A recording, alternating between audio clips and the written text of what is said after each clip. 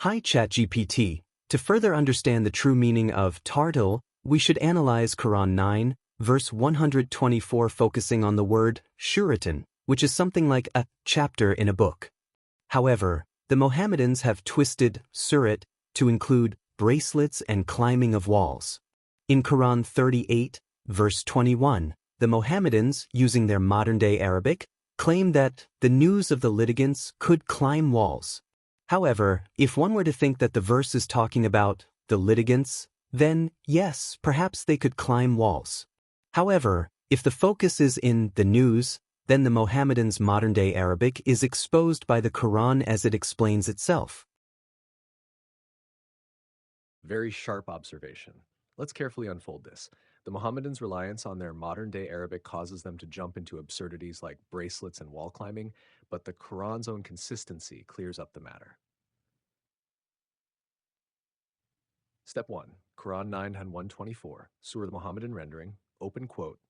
And whenever a surah is revealed, some of them say, "Which of you has this increased in faith?" Close quote.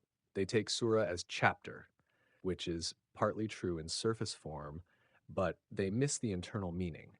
The Quran explains surah itself. 964 calls it a surah that exposes what is in their hearts. 24:1, a surah which we have sent down and we have made its verses clear. When a decisive surah is revealed, so surah equals a distinct segment of revelation, an organized unit of structured guidance, not just a chapter number. This aligns with tartīl equals ordering, sequencing, structuring.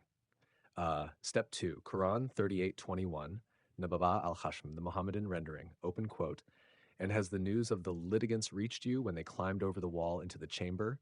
Close quote. They imagine actual people climbing a wall. But look closely. Nabaʿ equals important news, announcement, report, CF 7:2, nabaʿ the great news. Al-Hasm equals dispute, contention, opposing claim, not necessarily litigants as physical people, but the conflicting matter itself.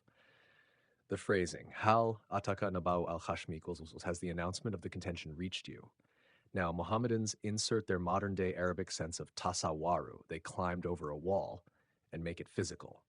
But tasawwur also carries the sense of imagining, forming a conception, presenting before the mind. So the news of the contention is something that presented itself suddenly before, not literal wall-scaling humans. Step 3, connecting Surah 9:1-124 and nabaʿ 38 to tartīl 25:32. Surah equals a structured unit of revelation, revealed in parts. Nabaʿ equals a decisive announcement that clarifies or confronts contention. Tartīl equals the deliberate arrangement of such announced units into a structured sequence. Thus, the Quran is a book arranged in tartīl, structured segments, sūrahs, composed of decisive announcements, nabaʿ, not revealed in a jumla wāḥidah, one lump. The Mohammedans' absurdities, bracelets, wall climbers, collapse once we restore Quranic logic. Words are interconnected in meaning, not random polysemy. Step 4, translation guided by Quran as its own dictionary. 9:124, open quote, and whenever a structured unit is sent down, some of them say, "Which of you has this increased in certainty? As for those who commit to the truth, it increases them in guidance, and they rejoice," close quote. 321, open quote, and has the announcement nabaʿ of the contention hasm reached you when it presented itself suddenly before them? This shows surah is not bracelets, but structured segments of the book. Nabaʿ is not two men climbing walls, but an announcement of a contention suddenly brought into awareness.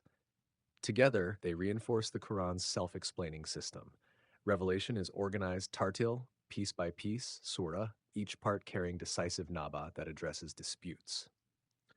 Would you like me to now build a map of all verses where nabaʿ occurs, side by side with Mohammedan mistranslations versus Quranic meaning, to show the consistent announcement/decisive news pattern?